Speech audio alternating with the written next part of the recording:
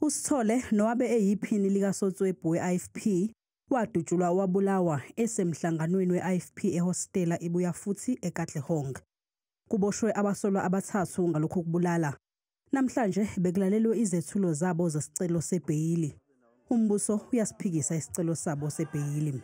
Ubufakazi obuthulwe ophenya icala nobufakazi obuthulwe omele abasolwa kanye nobufakazi obuthulwe umshushisi kuyakutshela ukuthi lecala libucayi kangakanani. Ngakho ke kusithokozisile ke thina okwenziwe istate ukuthi opposite bill nezathu elisibekile.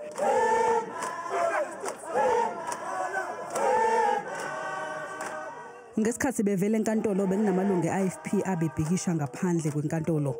Umndeni ukujabulele ukwesekwa okuthole eqenjini le-IFP. Uthi lokhu kubulala akuhlobene nempi yezombusazwe. Okwamanje silibona icala lahamba kahle kakhulu. Nanokuthi umuntu nje oqala afisa ukubonga isupport esithola ku-IFP and then with the leadership yase-Gauteng, especially MEC uBaba Dlamini, isupport esithola isibona inkulunkulu isinikeza umdlandla. This has nothing to do with political killings, but it has something to do with criminality. Esingazi ke okuyocaca mhlazana icala lithethwe. Isinqumo sebheyili sizokhishwa ngoLwesihlanu.